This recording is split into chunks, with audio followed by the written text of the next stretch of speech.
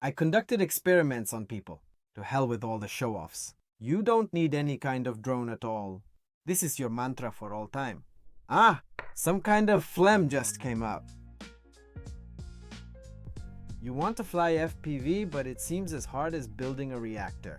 And that's really true. Until you have the right method, everything is difficult. But in fact, anyone can learn to fly. It's not a talent, it's just a skill, just like learning to tie your shoes or eat with a fork.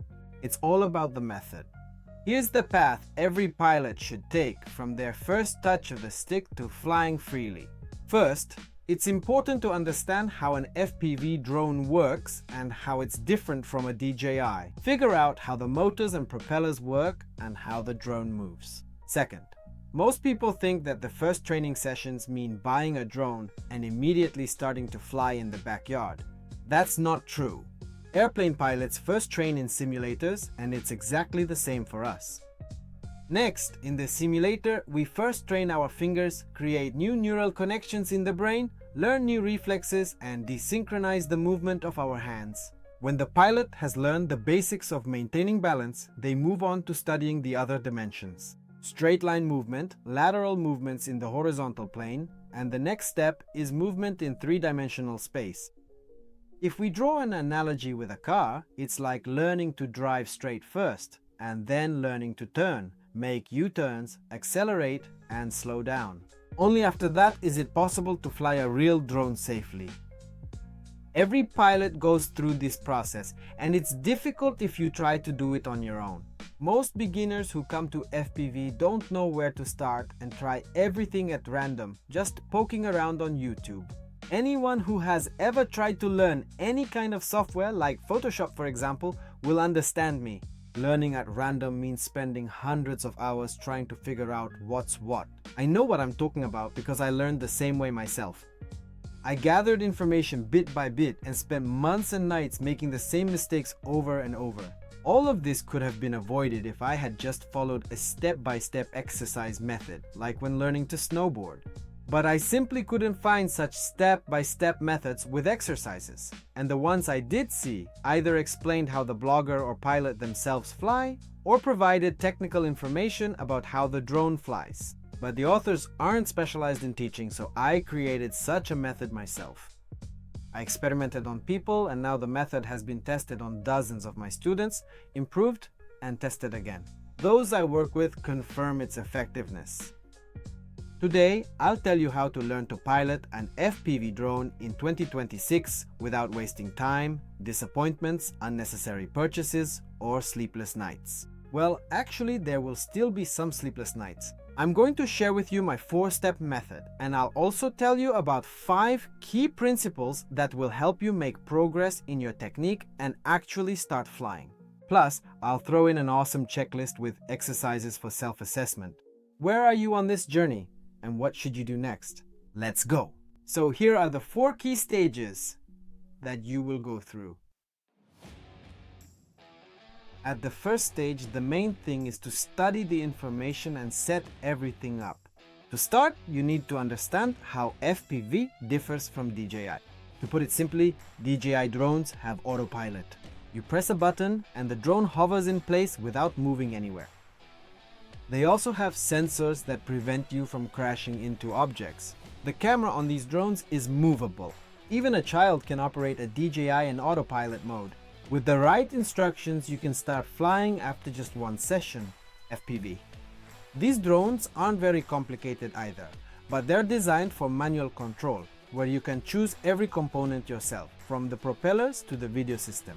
I talked about the main components of FPV drones in the first lesson. Flying these kinds of drones feels more natural, and learning to control them is about the same as learning to drive a car.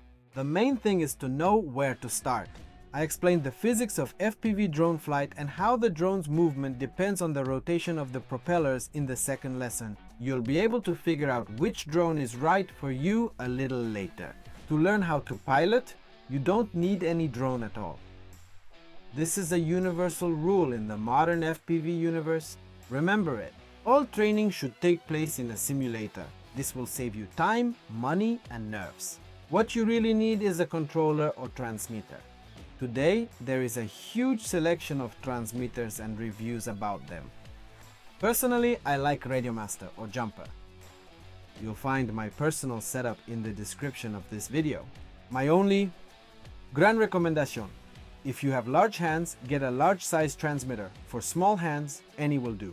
Don't ignore this recommendation. Always attach your transmitter to a neck strap, regardless of whether you plan to fly sitting or standing. First, this way you get used to the same familiar native hanging height. Second, this allows your fingers and hands to stay relaxed. This is essential for precise control. Elbows at your sides, hands resting relaxed on the transmitter. What else is important? Hold the sticks with a pinch grip. This is not a PlayStation joystick. Here, millimeter level control is important. Very few people can learn to control everything from scratch using only their thumbs. You can always switch to the thumb-only technique later if you want. Be sure to loosen the spring tension on your transmitter. Don't skip this step or you'll struggle endlessly with the factory springs. I already explained exactly how to do this back in the third lesson. I train my students using the liftoff simulator. It's a high-quality simulator where you can select and configure different types of drones to match real ones, or at least get close to the drones I recommend for actual flights.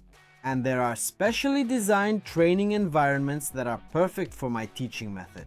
Liftoff is a budget-friendly sim, just $20 for a lifetime purchase. You can buy it on Steam. I'll leave a link to it in the description for you. As an instructor, I really like it. For example, on the short circuit map, first there's a long, wide straight, then long sweeping turns, then sharp turns, and only after that turns with changes in altitude as well. Details are also well thought out, like the height of the fence for altitude orientation. There are other simulators too, for example, Freerider. I use it at later stages of training when the basic reflexes are already formed and the technique needs to be refined and polished. So, once again, don't buy a drone, just buy the transmitter that fits the size of your hands. Adjust the spring tension, hang it on a strap, download and install liftoff. Calibrate the transmitter in the simulator and immediately set up the flight rates there. Right away, do it like the pros. I explained how to do this here in the third lesson. You're ready to give it a try. In the second stage, it's important first and foremost to prepare your mind and basic hand motor skills. To do this, the main thing is to learn to move slowly in straight lines in different directions. For that, launch the simulator. We've already calibrated the transmitter. Forget about all the show-offs who suggest that beginners should immediately fly in ACRO mode.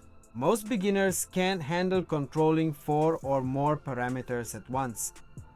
I recommend starting your training with a flight camera angle of 12 degrees and only in level mode, where the automation helps you stabilize the drone at the initial stage.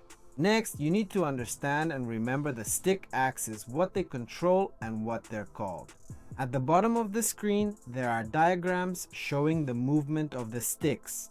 So, first you need to learn how to move the sticks straight along the axis together in one direction, and then separately, each in different directions. You need to learn to do this both slowly and quickly. In addition, you need to learn how to move them at different speeds, the left and right sticks. Don't move on until you can move each stick separately in different directions and at different speeds. This exercise separates stick movements, so you don't move both sticks in the same direction at once when it's not necessary. Once you understand and remember which axis controls which movement, you can move on to your first takeoff. First, you need to try adding throttle axis very smoothly without touching the second stick. Just try to hover in place without losing altitude.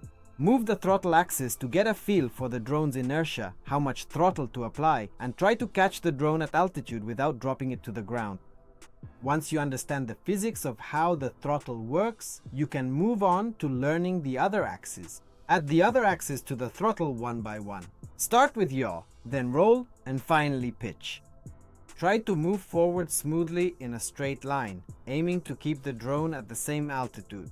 At this point, you need to understand how the yaw and roll axes affect the drone's movement, how to move toward a target using yaw, and how to avoid obstacles using roll. In my course, I explain and demonstrate every stick movement in detail, which allows you to quickly and immediately set the right technique and correct mistakes. For example, here's a tip. To always fly along the intended trajectory, you can repeat this mantra to yourself. Aim for the center of the road, use roll to avoid the fence, and keep an eye on your forward tilt, which is your pitch attack. Once you can confidently fly forward at a steady altitude and stable speed, you'll be fully prepared to move on to the next stage of your flight training. At the third stage, the main goal is to learn how to turn while flying in a single plane. If you can confidently fly forward in level mode, maintain your trajectory, and avoid crashing into objects, then it's time to switch to horizon mode and start making turns. To do this, you need to remember how we ride a bicycle. When turning, we not only turn the handlebars, but also lean our body in the same direction. It's the same with a drone. When turning, you need to use both axes, yaw and roll. Moreover, the sharper the turn, the more pronounced and synchronized the stick movements should be. Add forward movement using pitch so the drone can return to its flight path faster and more sharply. Next, try flying in a circle. Here, you'll have to overcome centrifugal force and use more roll and yaw, as well as pitch, to do this. It's important to perform all these exercises at the lowest possible altitude and at minimal speed. Test! You should be able to fly the short circuit track 3 times in a row, consecutively, right down the center of the asphalt. You shouldn't crash anywhere while doing this, keeping your speed under 30 km per hour and your altitude no higher than the height of the fence. If you can do this, it means your basic reflexes are formed and you can move on. You can find all the exercises to check your progress in our checklist. I'll leave a link to it in the description. At the fourth stage, the main thing is to turn off all automation and switch to full manual mode. If you've flown in horizon mode for at least 10 hours, you can safely switch to ACRO. Here, the automation no longer stabilizes the drone and you'll need to do it yourself. It will take you about 20 to 30 minutes to get used to it. Now, all the exercises and basic elements you practiced in horizon mode need to be repeated in ACRO mode. It's important to do everything slowly. Imagine that the drone is a balloon and you're blowing on it. Most beginners crash their real drone simply because they can't fly slowly and at high speed they don't have time to react. If you can fly the entire course at a speed of no more than 30 km per hour at a height of 2 to 3 meters above the ground, it means your skills have developed and now you can start speeding up. At this stage, I also suggest trying out the Freerider Simulator, the first version. It will take some time to get used to the new physics. I recommend my students to fly the desert track for time. After that, you'll notice a sharp improvement in your microcontrol as well as in your large-scale movements. You'll learn to react faster when you move into lift maneuvers. Try different drones and tracks and get used to various flight physics. At this stage, the drone could already come knocking at your door and say, "Let's go for a walk." Before your first real flight, you need to perfect the skill of safe landing. After flying both slowly and quickly and spending 20 hours in ACRO mode, you can start trying freestyle elements. In freestyle, it's important to remember that the approach to an element, the lead-in, is also part of the element. If your approach is sloppy, the element itself will turn out sloppy as well. One essential skill to master in freestyle is to reduce your throttle input down to 0 when executing maneuvers that involve rapidly flipping or rolling your drone. These were the 4 main stages you need to go through before your first free flights, mastering straight line movement, turns, and switching to manual mode. And now I want to give you 5 valuable principles for beginners that you should take with you on this journey. Let's go! So, the main principles for learning FPV in 2026. First, learn to use your hands independently, each axis separately, and sit in front of stick diagrams until you master it. This is super important. Second, start training in level and horizon modes.